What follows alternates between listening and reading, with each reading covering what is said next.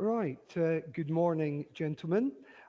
This morning, I'm going to give a demonstration lesson, just an example of how one lesson might appear.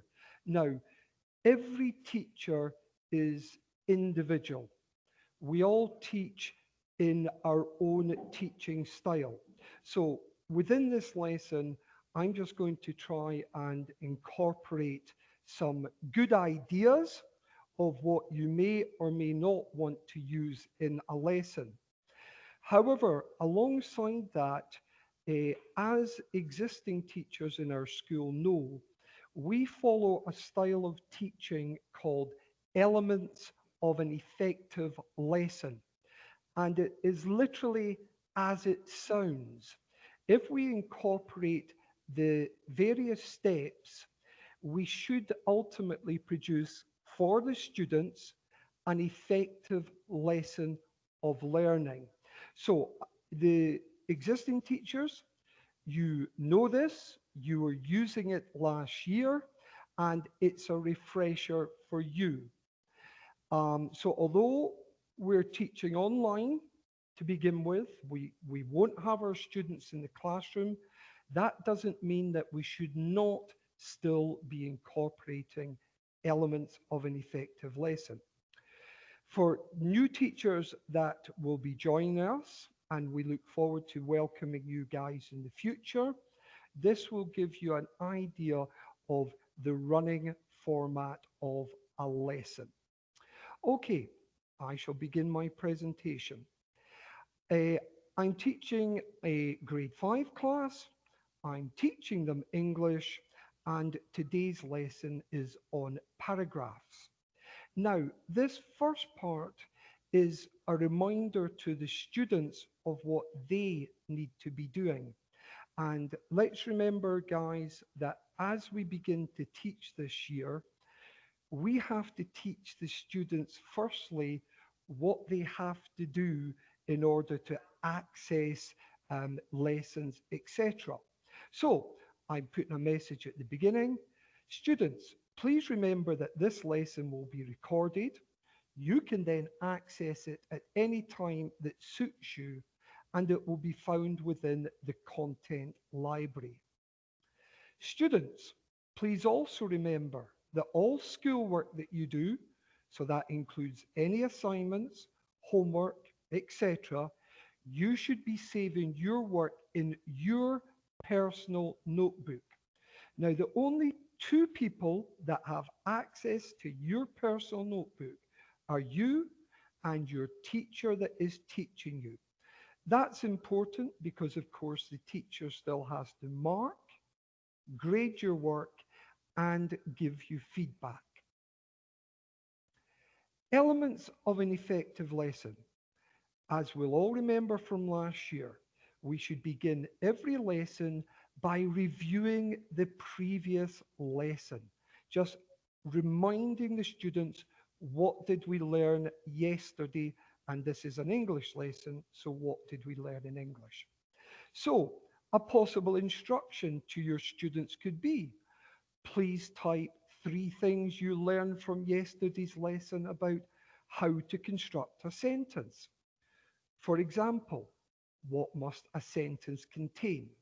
So at this point, the students would be working independently. They would be writing in their personal notebook 3 things they learned from yesterday's lesson. As a teacher, you decide how long you allocate them to do that. 5 minutes? I certainly wouldn't give them any more than 10 minutes. Now, it is essential that every lesson has a clear learning objective. Because if you don't, then students very often actually do not know what the lesson is about, what they are actually learning. So, my learning objective today in paragraphs is, today we are learning what a paragraph is and what we should include in every paragraph that we write. So that's a fairly clear learning objective. And of course, you as the teacher, you have to write your own learning objective and decide how clear you can make it. Now, I say it's the teacher that does this, but in the upper grades, in the high school in particular, it's always possible that you could lay the emphasis on the students and let them set the learning objective for that day. They should have the skills that they could do that. So there's another possibility. Now, a question that I get asked many, many times from teachers, and I was asked it just at the end of last week. What is the difference between a learning objective and the success criteria?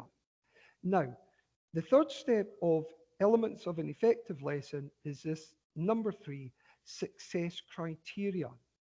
How will the students know they have succeeded in the learning objective? So our learning objective is we are learning what a paragraph is and what we should include in it.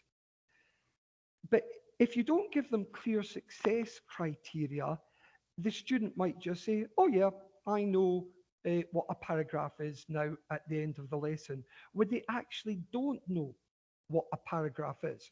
So in this success criteria, I'm setting out smaller steps. I'm breaking down the learning objective into smaller steps to make it clearer how you will know you have succeeded. So I've put 4 bullet points. That's quite a lot. You might just have 2, you might just have 3. We will recognize that a good paragraph contains a key sentence. In other words, the main idea of what the paragraph is about. We will also learn that we should include 2 or 3 sentences that support the idea in the key sentence. So you're adding evidence to your idea. We'll also learn that we should include a closing sentence to the paragraph. We're wrapping the paragraph up. And it's almost additional learning here. We want the students to recognize that as soon as your story or what you're writing about moves on to a fresh idea, a new idea, we start a new paragraph. So each idea should be a paragraph in itself. Now, it's very, very important when we're teaching, gentlemen, that it's not just about the teacher standing at the front of the classroom, or in this instance, sitting in front of a computer screen and just doing all the teaching and the children are just sitting back listening. We want them to be as active as if we actually had them in the classroom. So that's trying to keep all the students involved for as much of the time in the lesson as possible. So as a warm-up task on this lesson, I'm saying to my students, now imagine you are in a McDonald's restaurant and you want to create a burger exactly how you want it. Please list the different parts of the burger you would want them to include to make their burger delicious and perfect. Now, you might be thinking to yourself, what's a hamburger got to do with a paragraph? Well, hopefully you'll see as we go through the teaching where the 2 things are going to tie in. And I've done it to try and make the lesson more fun and more relevant to the students. Now, my task for the students at this point would be type a list of the ingredients of your hamburger and save it to your personal notebook. Now, again, really, that should take the students 5 minutes. You're hoping they're going to type the bun, the burger, layer of lettuce, layer of tomato, layer of mayonnaise. Maybe they like spicy foods like our Mr. Wally, layers of chilies and spicy sauces. Anyway, should only take them 5 minutes, but it means the students are now working. So you would just give them the length of time you want to give them and sit back Don't say anything further. Then, after the time is passed, come to the main teaching. So, my main teaching today is, guys, we're going to look at the following short video that will give us more of an idea of what our paragraph should contain. Let's now watch hamburger paragraph. Now, I'll click on it in a moment. I simply took this from YouTube. So all I did was click into YouTube, find the video that I wanted to use, copy and pasted it, and I added it into my lesson at this point here. And again, I think it was when I was running through it with a colleague, we actually decided, it looks even better when it's on screen rather than just the word hamburger paragraph. Now, just before I do click play, I deliberately chose a video that only lasted just over 2 minutes, because what you don't want to do is just sit and put a 10, 15, 20-minute video on. Although, of course, it may well be that in a lesson you're presenting, maybe it's a high school lesson in science, and a 15 or 20-minute video is relevant, then of course you can use that. You at all times just use your professional judgment. Okay, we will watch the video.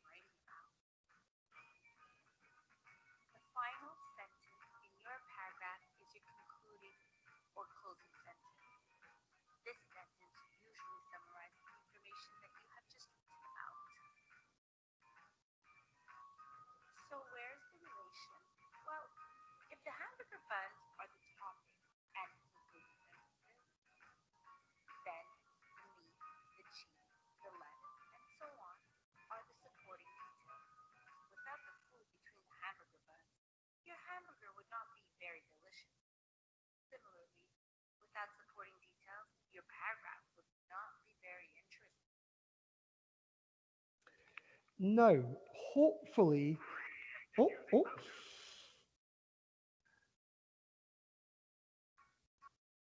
always technical issues. I just assumed it would stop automatically. Now, hopefully, your students will have enjoyed watching that video. It was a little bit of fun. And hopefully, now they'll also have seen why I use the analogy of the hamburger comparing it to the paragraph.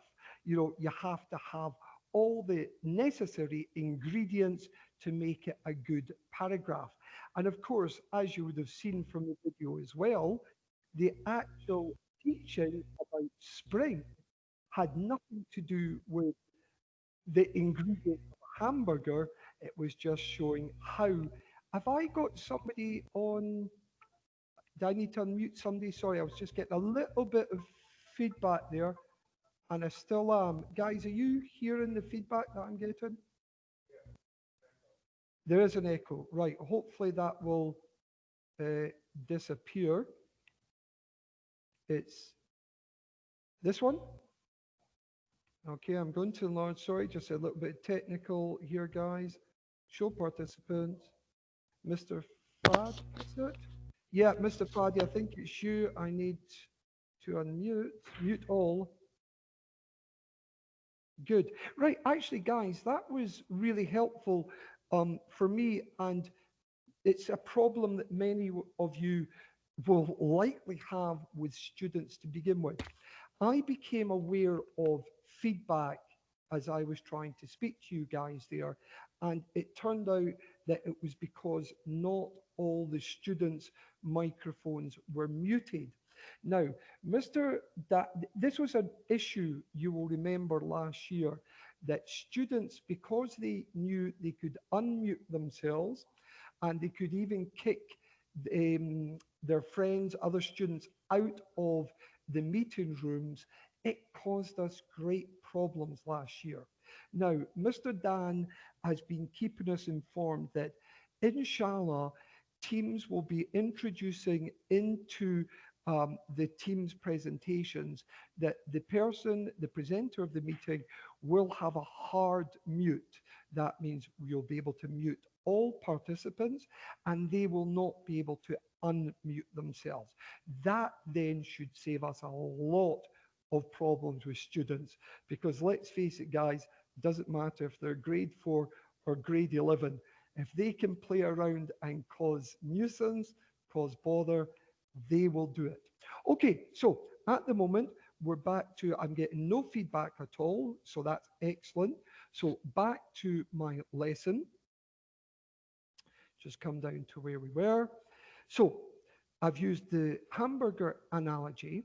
So again, it's about keeping students on task. So at this point, I'm wanting my students to think of an idea that they would want their paragraph to be about. It can be fiction, for example, part of an imaginative story they could write. Or, as my example is going to show you in a minute, it's going to be factual information, which we all know comes into a non-fiction category. Now, down here is the paragraph I have written, non-fiction, and of course, I've written it about camels. Now, the reason I chose that is I want it to be something that students can relate to. If I asked my students, if I wrote a paragraph about um, something very Scottish, my home country, um, the students to write about what a Scotsman wears, the chances are most of my students would not know anything at all. So much better that you get students writing about things that are relevant to them. Uh, Now, I'm definitely getting a little bit feedback here again. So I don't know if you guys are getting the same. So I'm just going to check to see. No one has unmuted, guys. Okay, I'm just going to come in here, check participants. And it seems to be, is it, it's not Mr. Fadi again, is it? Or going to, it does seem to be Mr. Fadi, mute participant. Mr. Fadi, and I know you won't be doing it deliberately because I know you're not that type of person. So maybe it's the system itself is causing some problem. I don't know, but inshallah, I can move back to the lesson. So I'm not going to read my paragraph to you just now. And the reason for that is something else that Mr. Dan and I learned about over the summer. There's a site called Squiggle, Squigl. Now, when Squiggle works really well, it's quite amazing. You can have a paragraph of text, and as you are reading the text, as it reaches key words in the text, such as camel, Squiggle will actually draw a picture of a camel. Now, what I've tried to do here in my lesson is I tried to recreate that with Squiggle. However, I did have one problem, and it was the very first time I'd used Squiggle. It didn't give me the text as well. It only gave me the pictures. Now, I am going to play it for you just so that you can see these pictures being drawn. However, with more time to practice, um, and getting it right, it would do what it's designed for, which, as I say, is to read text and give pictures along with the text. But let me show you, and you'll get an idea. Now, also as well, I have given the students instructions at this point how they would actually access watching the squiggle. So I'm going to follow these instructions. Now, where is my download? Let me hope. There we go. Do I want to download a copy? Yes, I do. So I download it. And then if I remember correctly, Mr. Dan has been a great help to me here. It's appeared there. I should be able just to click on it. Now, again, students at home will have, I'm going to use VLC. I know it will open it, but students at home might use Windows Media. They might use whatever application they've got at home to open it. So I'm going to click on it, and In the past, camels were used in Saudi Arabia, mainly as working animals. In fact, they were referred to as ships of the desert. The main reason for this is that the sand dunes of a desert can be compared to the waves of an ocean, and similarly the camels can be compared to the ships, transporting people and goods across vast distances. Camels are ideally suited to the harsh environment of a desert, as they have adapted over thousands of years. Their hump stores fat as food and water as liquid, helping them to travel long distances without eating or drinking. They have wide, flat feet for walking in sand, as well as long eyelashes and thin, slit nostrils that they can close to protect them from the flowing sand. So, it's not too difficult to understand why our grandfathers and great-grandfathers were able to become great traders. They had the perfect vehicle, the camel. now hopefully you'll have seen from that the potential that Squiggle has got. Ideally, and as I've seen it work with Microsoft, um, the computer would read my paragraph, and then when it reached keywords such as camels, it would draw a camel.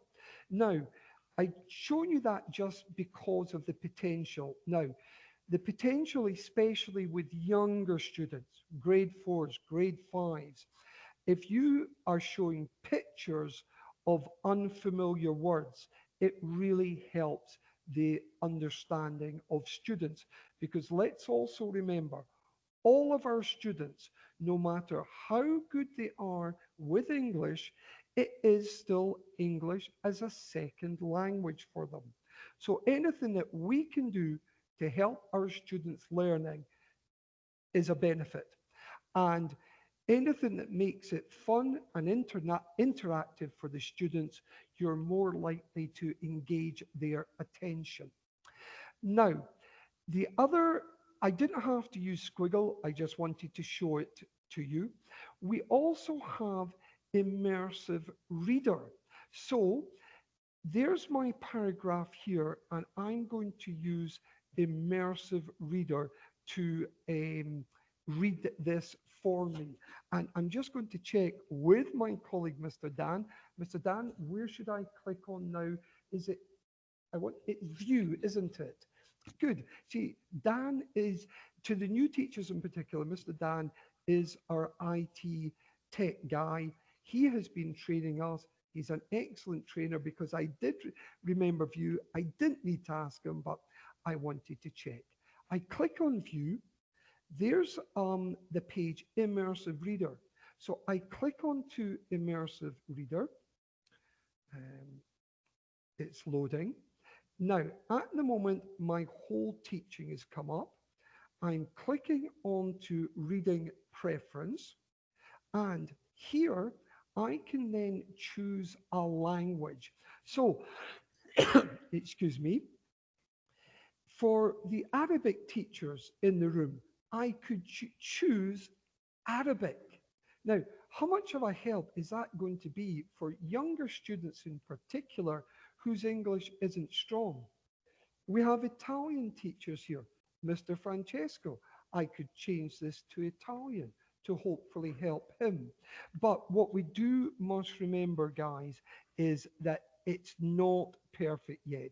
We have played around with this, and when we have done things like Arabic translations, again, our Arabic colleagues have said, yes, it's okay, but it's not necessarily translating the meaning exactly. So, it's not going to be perfect. Now, I can choose for immersive reader to either um, read this to the students one word at a time, and that might be beneficial to younger children. But here I'm going to choose, I want the whole document. Now, I think I've selected everything okay. I'm not going to go over the part of the lesson that I've already covered. So I want to come down to my paragraph that I prepared. Here we go. Now, if I'm going to highlight it. I suspect that's what I need to do. And I'm sure Mr. Dan will tell me if that's not the case. So I'm just going to highlight it. I'm just I'll add the last bit in at the end. And I'm going to press play, and hopefully this will play my paragraph. All students, please remember that No, this lesson will be recorded. now I paused that. So no, it's doing the whole thing. So I'll come down again. I wonder if I just put the cursor where I want it to be, I'm hoping it will read from there. I don't want it now to read the whole. So I put my cursor here. Inshallah, In the past, yes. camels were used in Saudi Arabia mainly as working animals. In fact, they were referred to as ships of the desert. The main reason for this is that the sand dunes of a desert can be compared to the waves of an ocean, and similarly the camels can be compared to the ships, transporting people and goods across vast distances. Camels are ideally suited to the harsh environment of a desert, as they have adapted over thousands of years. Their hump stores fat as food and water as liquid, helping them to travel long distances without eating or drinking. They have wide, flat feet for walking in sand, as well as long eyelashes and thin, slit nostrils that they can close to protect them from the blowing sand. So, it's not too difficult to understand why your grandfathers and great-grandfathers were able to become great traders. They had the perfect vehicle to transport their goods, the camel. Did you? Oh, I'll stop it there. So that's my paragraph read by Immersive Reader. So even colleagues, if you never experiment with something like Squiggle, you can see where Immersive Reader can be a tremendous tool in the teaching because all of our lessons are being recorded. So it may well be that Abdul Rahman does not engage with this lesson until 10 p.m. in the evening. He doesn't have access to the teacher at that point. However, Immersive Reader is reading the lesson to him. That means if there are unfamiliar words, not only is he learning those unfamiliar words, he is learning exactly how to pronounce them. And he's learning how to pronounce them in whatever language you choose. Most of it will be English, but Arabic colleagues, one would imagine that they could present this same lesson, do the exact same thing, but use the Arabic translation version. So, guys, I just want you to understand that Immersive Reader can be an incredibly strong supporting tool in our teaching and the students' learning. Now, to carry on the lesson with the students. Did you notice that I have met the success criteria? I have met my key sentence, my main idea. I have three supporting sentences in my paragraph, and I have my concluding sentence. So remember to refer to the success criteria to help you as a student ensure that you do indeed succeed. Now, also within elements of an effective lesson, again, it's a reminder for existing teachers and for new teachers, there should always be an element of assessment within your lesson. Now, there's many different ways to do that. Um, if the students were in front of you, one of my own simple favorite ones from last year was I would literally just ask the students to show um, using thumbs up, yes, they clearly understand, thumbs down, no, they don't, thumbs in the middle, they have some understanding, but not complete understanding. Now, the reason for that is you then want to put your students onto the main task of the day. If the students are confident, they're ready. They're going to be able to go on to the task. But students that are not confident, you have to give them more support. In the classroom, perhaps you would bring them around the teacher's desk, or you would move into a corner and you would give them further support in understanding. So I'm doing an online equivalent of that. So I'm saying to my students, if you are now feeling confident that you can write your own paragraph, then I would like you to do that. Please produce your best work. And I've already given them the instruction earlier on that it can be an imaginative paragraph, it can be a non-fiction. So perhaps the student has a great deal of interest in sports cars. Mr. Tony likes American muscle cars. So maybe a student would write a paragraph about um, what an American muscle car should be. Um, and I tell my students I will give them feedback on it later. So please remember to save it in your personal folder. Now, if you're feeling less confident, then please stay with me and we're going to discuss further examples. So at this point, I would continue on the actual teaching, but purely with the students that choose to remain within the lesson at this point. Now, the final part of the elements of an effective lesson are ostensibly the closing of the lesson.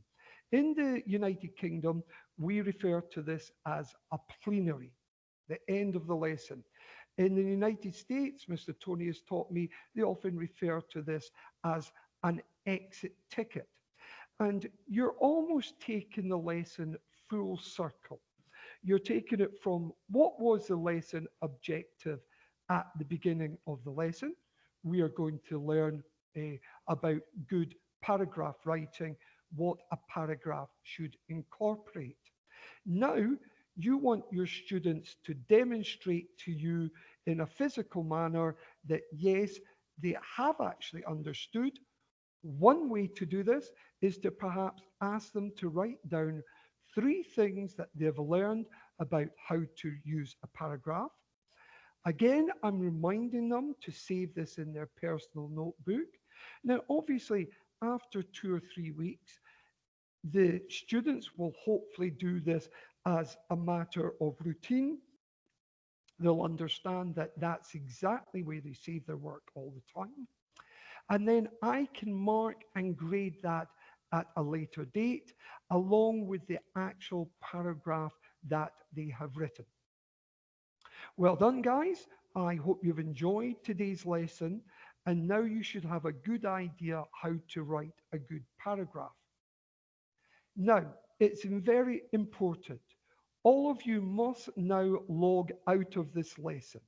This is important because only when the last person has logged out, including myself as the teacher, it will allow it to be saved. That means you can now If there's anything you want to go over in the lesson you weren't sure about, you want to remind yourself about, once it's saved, you as a student can access it any time. I, as a teacher, can access it at any time. Again, purely for the teachers now, a reminder is that once the lesson has been closed, there's no participants, it's been saved, you must download your attendance register, and only once you've done that, you stop recording. Okay, gentlemen, that is the end of the demonstration lesson for today. Please just remember it's purely a template of how your lesson might be. Obviously, it depends on what grade you're teaching, it depends on what subject you're teaching, and it depends on the type of teacher you are, because every one of us has an individual teaching style. We choose how we wish to teach um, a genre, a point of view to students. However, just to final reiteration, part of today was the reminder about everything that should be included in elements of an effective lesson. Step one, review the prior learning. Step two, extremely important, state the learning objective for that day's lesson. Step three, break the learning objective down into the success criteria. And we've already discussed at length in this lesson the difference between a learning objective and a success criteria, because it's sometimes difficult to understand that difference. Make sure at some point within the lesson you are assessing, are your students understanding? And if we're teaching online, have they fallen asleep at the microphone? They may well have done. Finish off your lesson with that plenary, that exit ticket. Have the children demonstrating to you that they have understanding. If we were within a classroom and you just finished your lesson by saying, okay, if you have understood the lesson thoroughly today, please raise your hands. Well, the vast majority of your students are just going to raise your hand. They raise their hand to say, oh, yeah, I've understood, no problem. Well, how do you know they have understood? Well, if you get them to actually write down some of the things they've understood, you're going to get a much clearer idea if they have or have not understood. Now, I'm going to stop recording in a moment, gentlemen, because I am going to take a question and answer basis.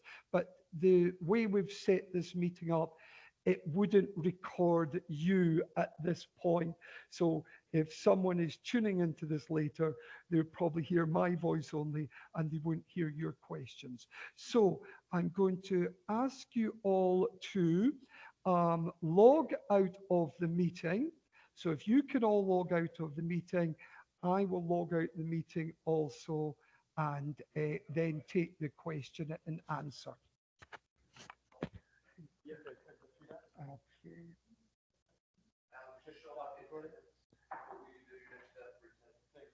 Oh, okay.